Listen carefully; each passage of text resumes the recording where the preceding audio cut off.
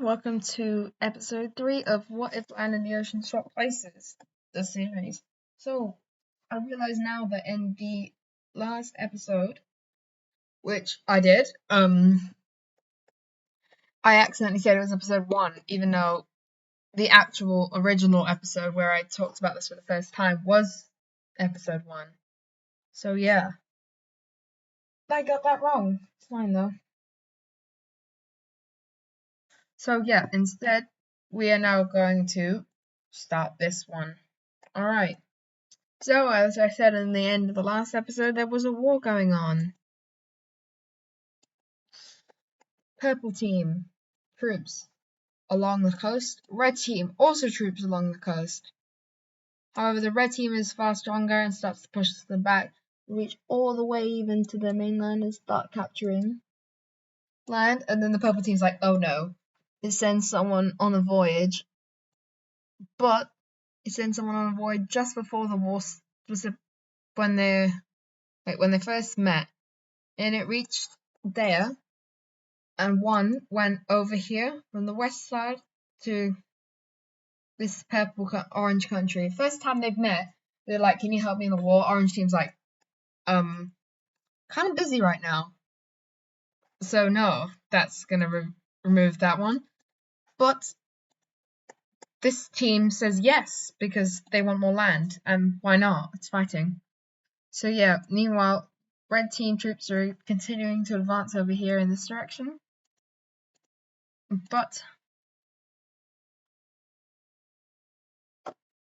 this team is sending its troops down. Oh, not right place. Along here. Not surprised. When they reach the red team, they're like, "Who are you?" We're like, "Oh, we left you." So they probably have relatives over here and everything, but they don't care about that. And then they instead start attacking them, and the red team's like, "Oh, we're gonna play like that then, okay." So now the red team starts to pull its troops away from the purple team. Yep. Oh no, wait, I didn't do that right.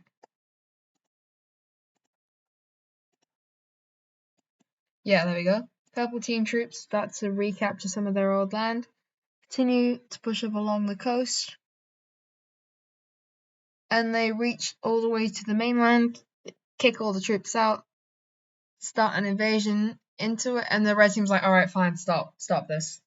Stop this right now. So yes, we go back to the very start again, before this war even began. Here we are, now, peace treaty, with whatever we have at this time, kind of peace treaty. So, the purple team and this team make an agreement. They're like, okay, well, we'll just take some land off you. Purple team, because they're like, you declared war on us for no reason. We could have been friends, but now I don't want to be friends with you. They're like, okay, just give us that. The other one's like, we're too far away to take land from you. Well, they are as well, but they want it. So instead, they make a compromise. And they're like, okay, you are not allowed to take any land above this line. And then the purple team also does the same thing, but is a bit kinder and does like that. Weird little line, but I don't know how you're supposed to follow it. They might just have like some people that are just guarding here. They also use it as a colony, this line as well. But yeah, that's a peace treaty. Red team doesn't lose too much land, they're still alright. But instead, now they face a lot of political instability for that time, I think. And yeah, I was just thinking about it. This could be a cool addition to the series. How about we do a time and world population? So, rather than red. Year 4,400 to 3,900 BCE. That's where we are. And then world population as well. We're going to have 1 to 1.5 million people. Done. Perfect.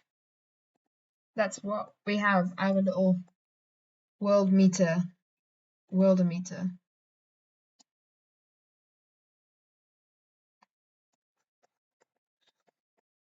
Perfect. Now, colonization, exploration, more cities, civil war. That's what we have this episode. Now, this political instability is starting to grow. People revolting. Hey, we're not getting paid enough. This is not fair. We don't like this country anymore.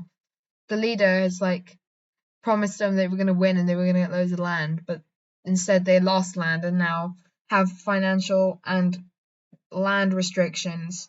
So instead they're like, oh, how about we expand? But that just makes it worse.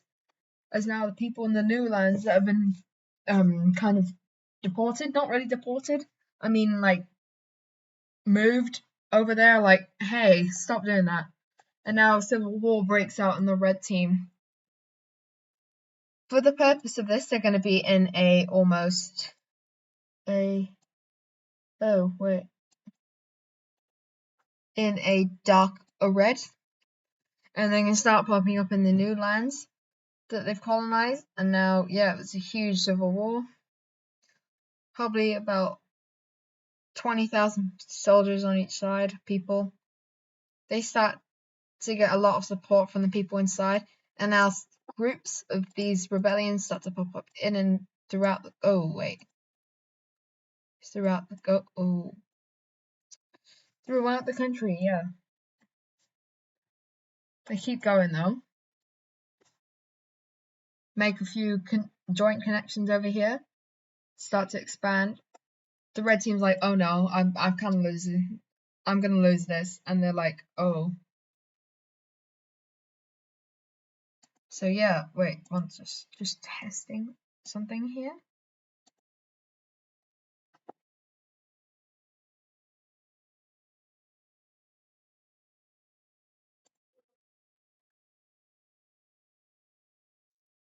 Wait, oh, okay, that doesn't exactly. All right, I just have to be careful. It's fine. Doesn't matter. Well, yeah, they get really close to the capital and they capture it. Yay. Oh, yeah. And the red team's like, shoot, and it starts to collapse inside out, and yeah. So, going back, basically, the red team is going to stick with its color, and yeah, the old red team government is going to be limited to something a lot smaller, and we're going to have a new country forming in the western areas of the red team.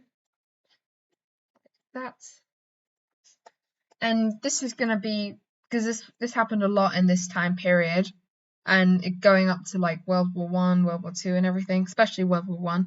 There was tons of exclaves, so why not have a few exclaves? I mean, what else is it going to do other than political instability and riots? I mean, that's not too bad, is it? No. Huge exclave. Another exclave. Basically, just the areas that wanted to join them. Not everyone, though.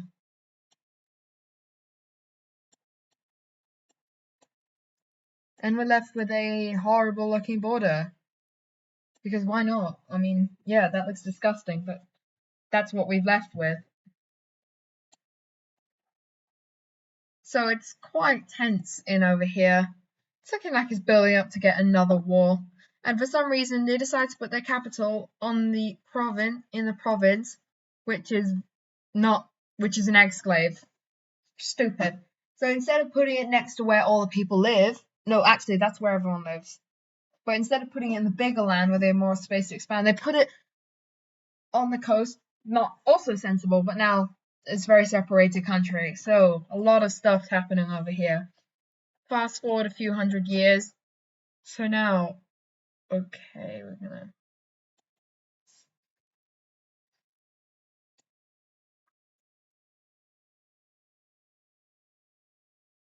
There we go. We fast forwarded.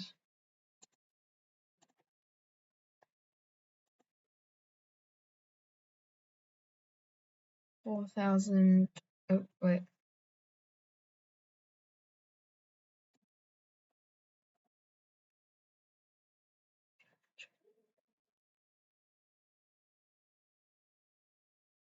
New year. we are left with that. So, what has happened in this gap? Well, let me show you.